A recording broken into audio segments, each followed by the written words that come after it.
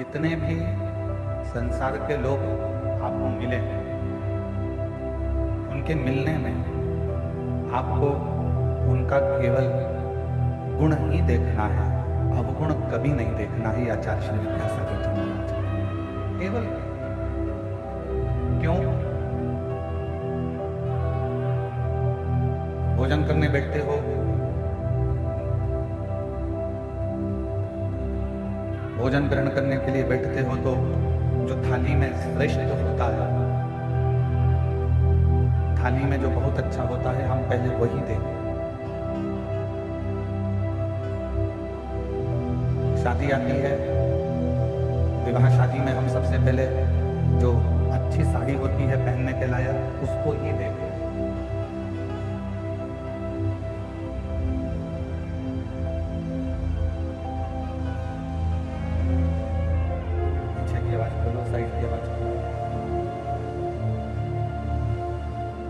भोजन की थाली में जैसे हमने केवल जो शुरुआत में अच्छा ही देखा, उसी तरह शादी में, विवाह में प्रेशर ही नहीं खोल रहे हो तुम लोग। अंदर का भी प्रेशर नहीं है, बाहर का प्रेशर कहां से आया?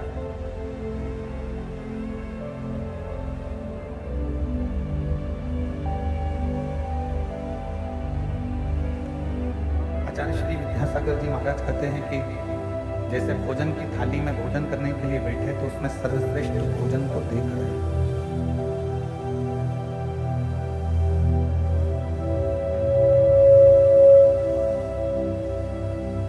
अलमारी खोली है वस्त्र पहनने के लिए, विवाह है, शादी है, तो उसमें श्रेष्ठ वस्त्र ही देखें।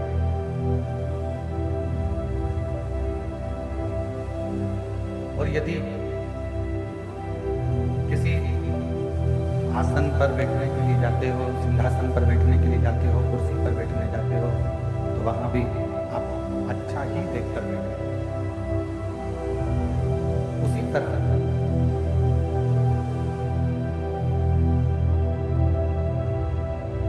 ये संसार सागर में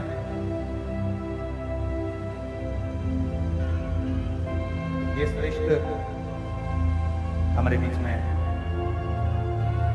छत्तीसगढ़ शासन के माननीय मुख्यमंत्री जी श्री विष्णुदेव जी सहाय जी की धर्मपत्नी श्रीमती कौशल्या देवी जी सहाय पधारी हैं। एक बार जोरदार तालियां, जिन्होंने इस पवित्र शिव महापुराण कथा को श्रवण करने के लिए पधारे, उनके लिए साधुवाद वंदन। एक बार जोरदार ताली बजाकर उनका स्वागत।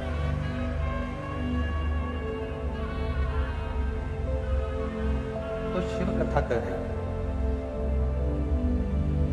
भगवान शंकर का संवाद है, शिव महापुराण की कथा करें। भोजन की थाली में भोजन श्रेष्ठ देखा जाता है, अलमारी में वस्त्र श्रेष्ठ देखा जाता है, बैठने के लिए स्थान श्रेष्ठ देखा जाता है। उसी तरह कोई से प्रतिदिन ना जाने कितने कितने लोगों से आपका और हमारा मिलन होता है, ना जाने कितने कितने लोग प्रतिदिन मिलते हैं, तो प्रयास करो कि उसमें जो हमसे मिल रहा है, जिससे हम मिल रहे हैं, जो हमसे मिल रहा है, जिससे हमारा मिलन हो रहा है, कोई हमारे सम्मुख में आया है, कोई हमारे सामने आया है, तो प्रयास यह करा जाए कि उसमें हम बुरा ना देखें, हम उसमें कुछ गुण देखें, अच्छा देखें। और जब हम उसमें से अच्छाई देखना प्रारंभ करेंगे, अच्छा ढूंढना प्रारंभ करेंगे, अच्छा ग्रहण करना प्रारंभ करेंगे, तो आचार्य श्री विद्यासागर जी महाराज अपनी वाणी में कहते हैं कि हमारे जीवन में भी अच्छाइयाँ आती चली जाएगी, श्रेष्ठता आती चली जाएगी। फिर कुछ गलत हमारे जीवन में नहीं है।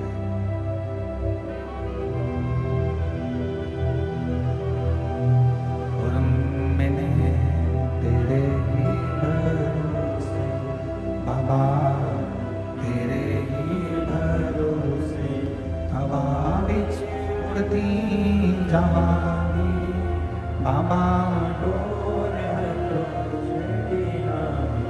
कटी भोले मैं तेरी शंभु मैं हवा बिच उड़ती जावागी मामा डोर हटो छड़िया कटी भोले में शिव का चरित्र, शिव महापुराण का चरित्र, शिव कथा का। और ये गुण हिरण्यकशिपु के पुत्र श्री प्रहलाद जी का भी।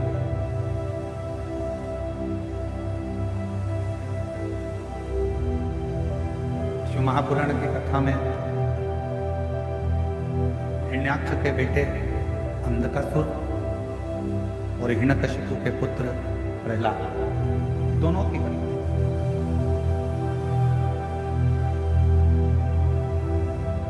अंधकासुर जो भगवान शंकर के नेत्र बिंदु से प्रकट हुआ और जिसको मां जगतजननी पार्वती जी ने अपना पुत्र माना,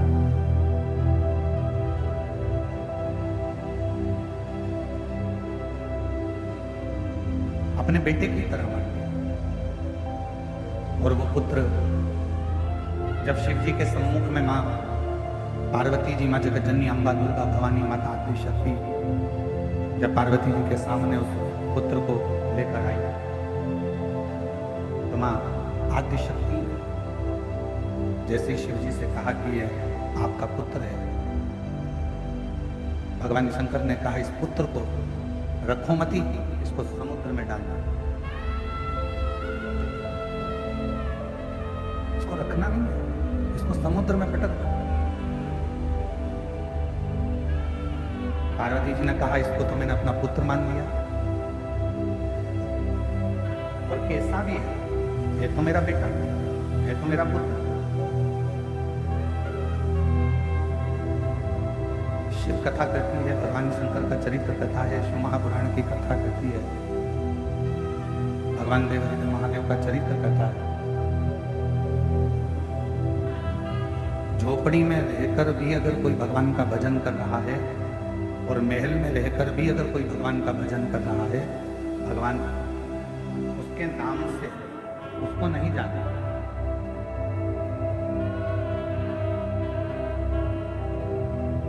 एक कमलेश नाम का हजारों लोग होंगे, विमलेश नाम के भी हजारों लोग होंगे, सुशीला नाम के भी हजारों लोग होंगे,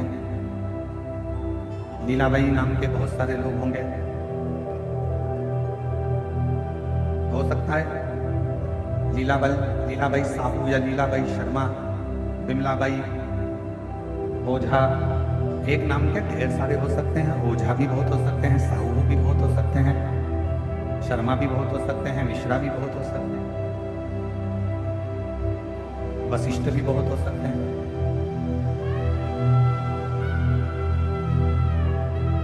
एक नाम के हो सकता है कि बहुत सारे लोग हों। मेरे शंकर भगवान के यहाँ आपका नाम नहीं चलता,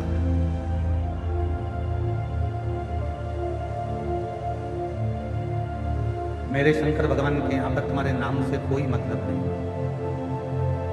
मेरे शंकर भगवान के यहाँ तो केवल एक ही चीज चलती है और वो चलता है आपके हृदय का प्रेम। आप चाहे झोपड़ी में रहकर प्रेम करो, चाहे महल में रहकर प्रेम करो, केवल प्रेम से, केवल प्रेम।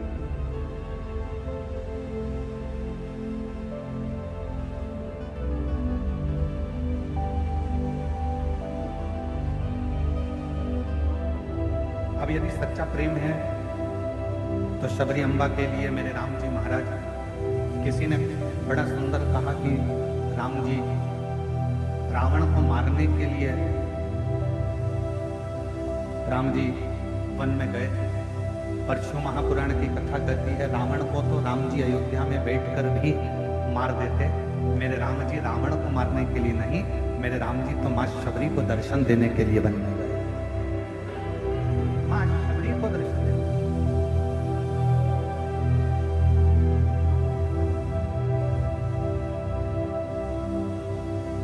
जिसके हृदय में एक भक्ति का बल होता है, जिसके हृदय में शिव भक्ति समाहित होती है, जिसके हृदय में शंकर भगवान की एक अविरल भक्ति विराजमान होती है, उसके लिए भगवान को उसके दरवाजे तक आना ही पड़ता। फिर निवेदन करेंगे, पहले कहा आज फिर कहते हैं,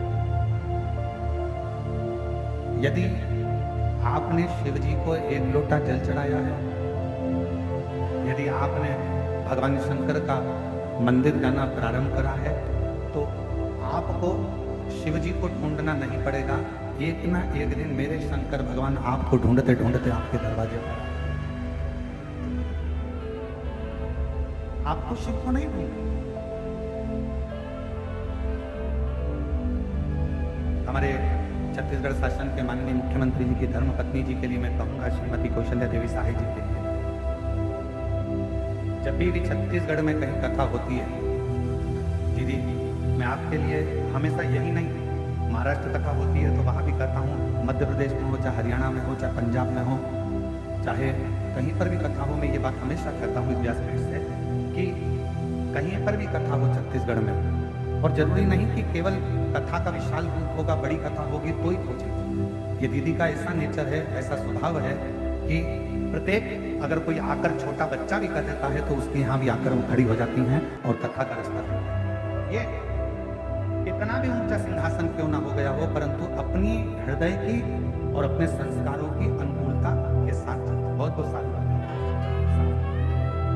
और यही सरलता। जैसे मेरे भिलाई की बेटियां, मेरे भिलाई की जीजियां, मेरे भिलाई के जीजा हुन, मेरी भिलाई की माताएं, मेरे भिलाई के पुरुष, ये जितने पंडाल में बैठे हुए हैं, आप कथा के पंडाल में, हमें मालूम है कई लोगों ने 5 कथा सुनी होगी, किसी ने 7 कथा सुनी होगी, किसी ने 10 कथा सुनी होगी, किसी ने 8 कथा सुनी होगी, किसी ने 3 कथा सुनी होगी, पर इतना विश्वास जरूर इस व्यासपीठ के माध्यम से सावन की आज सोमवारी है, इस विश्वास के साथ कहता हूं कि जितने लोग दिल से कथा को सुनते हैं, अगली बार फिर जब कथा होगी तो आपकी झोली फिर खुशियों से भरी होगी। ये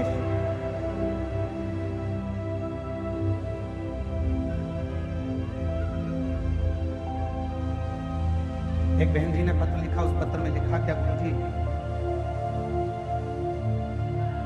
इस शिव महापुराण में ऐसा क्या है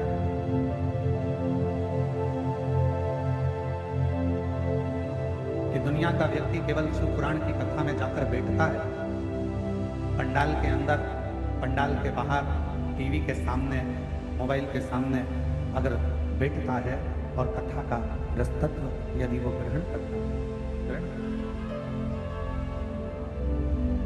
तो उसके मन की कामना पूर्ण हो जाती है। ऐसा शिव पुराण में है क्या?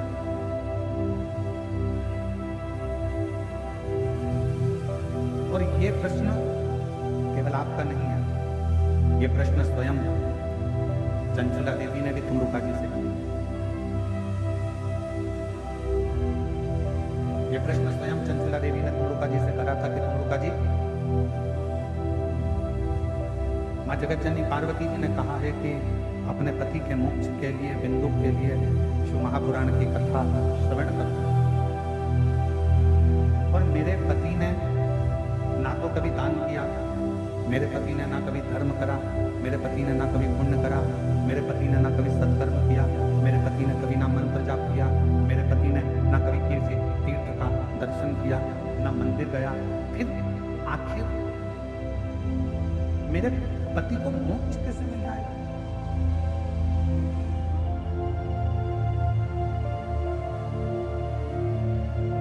आज हम सुबह जब लिंग पुराण की कथा पढ़ रहे थे तो उसमें एक बड़ी सुंदर बात हुई, और हो सकता है कि वो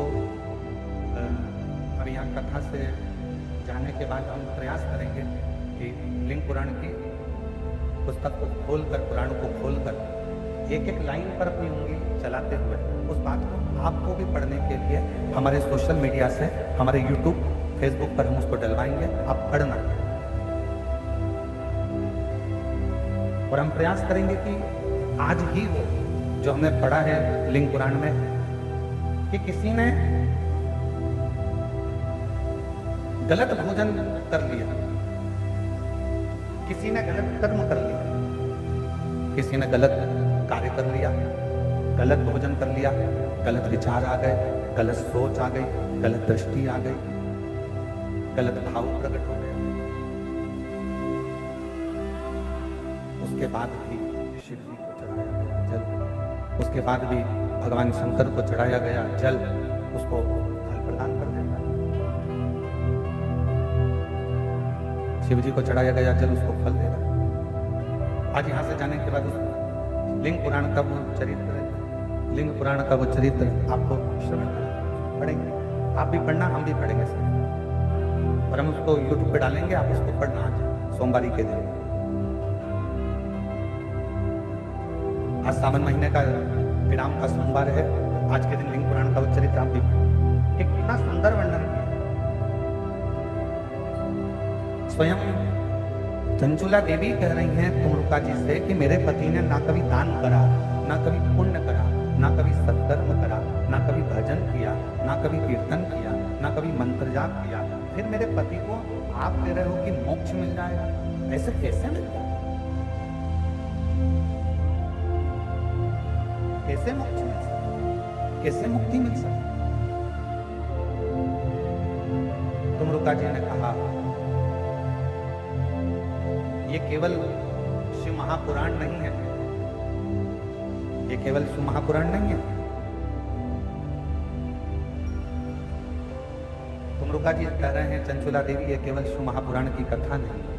चंचुला, इस शिव महापुराण के माध्यम से शंकर भगवान की वाणी हमारे श्रवण के द्वारा हमारे हृदय तक पहुंचती है। और हमारे हृदय में, क्योंकि ये पाप कैसे होता है, हाथ से, इंद्रियों से ये पाप कर्म होता रहता है, ये शरीर के द्वारा, इंद्रियों के द्वारा।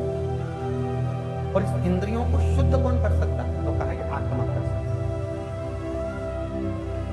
अब इंद्रियों को शुद्ध जब आत्मा कर सकती है, इंद्रियों को शुद्ध आत्मा कर सकती है, तो सबसे पहले शिव महापुराण की कथा करती क्या है? कथा जब हमारे कानों में से प्रवेश करती है और हमारे हृदय तक पहुंचती है, तो सबसे पहले शिव पुराण हमारे भीतर के जितने पाप होते हैं उन सबको समाप्त कर देती है और पुण्य की ओर आगे।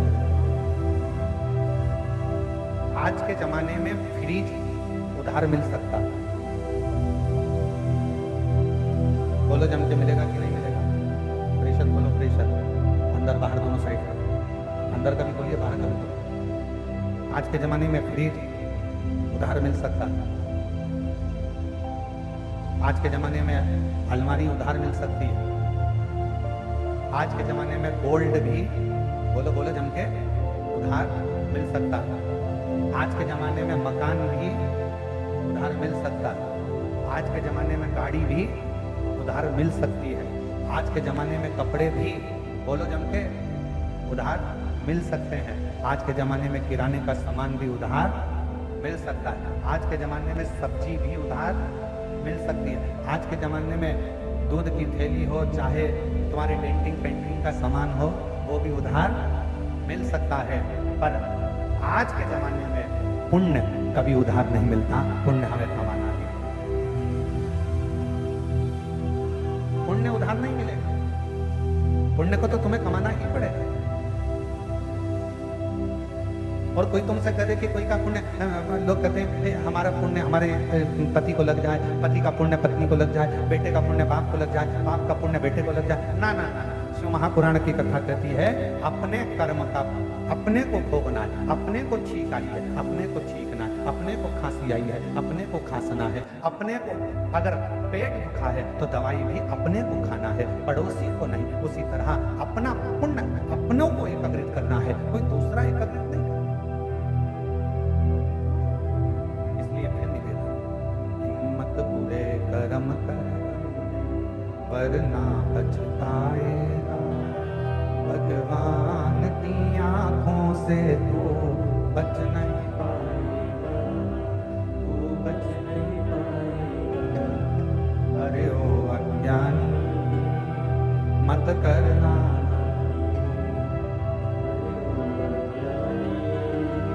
मत करना, तेरे कर्म का फल तो ले पाएगा, जैसा किया तूने तेरे आगे आएगा। मत बुरे कर्म कर वरना पछताएगा। भगवान की आंखों से तू बच नहीं पाएगा, तू बच नहीं पाएगा। तो हम हमारा पुण्य खुद करना पड़ेगा।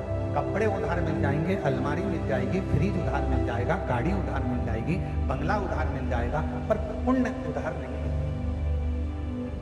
पुण्य उधार नहीं।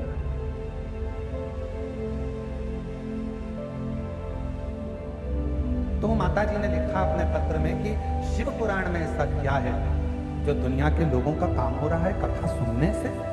शिव को एक लोटा जल चढ़ाने से लोगों का काम हो रहा है, कथा सुनने से लोगों का काम हो रहा है। आखिर शिव महापुराण में ऐसा है क्या? मेरा बहन जी से निवेदन है, शिव पुराण सबसे पहला काम करती है अंदर के श्रवण करते ही भीतर के पापों को धो। अच्छा, एक प्रश्न करें, आपसे उत्तर दीजिएगा। है मेरी भिलाई की जीजियों और जीजाओं, बेटियों बेटाओं, सब उत्तर। कथा सुनने के लिए जब हम जाते हैं, अब ये पंडाल तो बहुत बड़े बड़े हैं और आप लोग आए भी बहुत सारे हो। कल हमको वो बता रहे थे पुलिस अधीक्षक आदि कि गुरुजी इतना भक्त कथा सुनने के लिए आया है कि ये 5 पंडाल जैसे भरे पड़े हैं ना, इसमें के 15 पंडाल और लगा दिए जाएं और बाहर की पब्लिक को उसमें कर दिया जाए तो भी पंडाल भरे की भरे ही रहे। इतना बड़ा।